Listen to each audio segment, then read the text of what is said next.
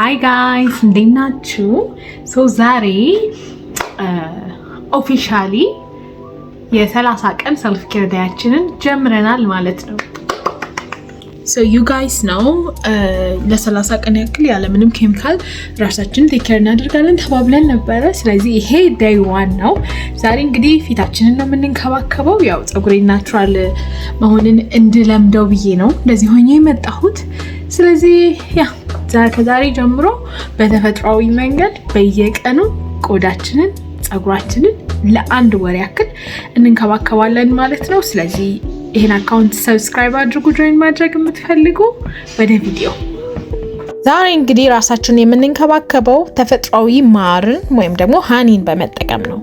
ማር በጣም ብዙ ያልተባለለት ብዙ ያልተወራለት ለቆዳችን ግን ብዙ አይነት ጥቅሞች ያሉት ተፈጥሯዊ ግብአት ነው። አጠር አድርጌ ስፔሲፊክ ጥቅሞቹን እነግራችኋለሁ። የመጀመሪያው ጥቅሙ እንግዲህ ሃይድሬት እንዲሆን ቆዳችን ወይም ደግሞ ለስላሳ እንዲሆን ደረቅ እንዳይሆን ይረዳዋል። ሁለተኛ ደግሞ የተቆጣ ቆዳን ያረጋጋል።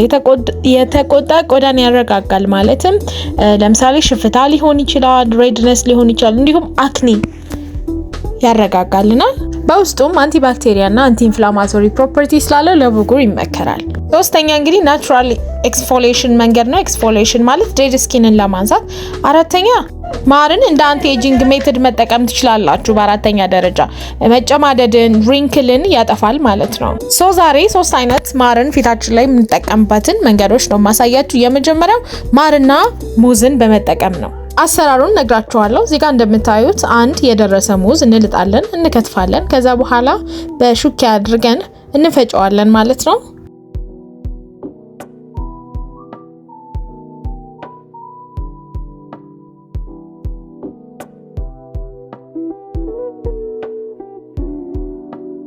በደንብ ከላመልን በኋላ እንግዲህ አንድ ስኳር ማንኪያ ስኳር እናደርጋለን። ስኳሩ መቅረትም ይችላል፣ ግን ዴድ ስኪን ካላችሁ ስክራብ ሳታደርጉ ከቆያችሁ ይሄን ተጠቀሙ። ከዛ በመቀጠል አንድ የዛውን የተጠቀምነውን ማንኪያ ደግሞ ማር እናደርጋለን። ማሩን በርከት ማድረግ ትችላላችሁ፣ ማር ጉዳት ስለሌለው ማለት ነው። ከዛ በኋላ በደንብ ማደባለቅ ነው።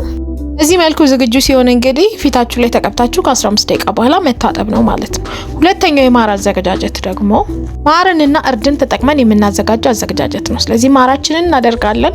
ተፈጥሮ ማር ብትጠቀሙ ይመከራል። ከዛ በኋላ የተወሰነ እርድ፣ እሱን ቀጥታ ፊታችሁ ላይ አፕላይ ማድረግ ነው። ከዛ በኋላ 15 ደቂቃ ቆይቶ መታጠብ። ፊታችሁን ስትቀቡ አንገታችሁን መቀባት እንዳትረሱ። ሶስተኛው ማርን እንዲሁ ብቻውን መቀባት ትችላላችሁ። በመጀመሪያ ቀን ማርን ለቆዳችን ተጠቅመናል ማለት ነው። እኔ እንግዲህ ቀርጬ ቪዲዮ ሪኮርድ እያደረገ እንዳልነበር ስለተረዳሁኝ ነው ዛሬ በፎቶ የመጣሁት። ደግሞ የሌላ ስኪን ኬር ሜተድ ስለምናይ 30 ቀኑን ቻሌንጅ ያልተቀላቀላችሁ ተቀላቀሉ። ይህንን ዩቲዩብ ቻናል ሰብስክራይብ አድርጉ። ላይክ፣ ሼር፣ ኮሜንት ማድረግ ትችላላችሁ። የፈለጋችሁትን ነገር ጠይቁ። መልካም ጊዜ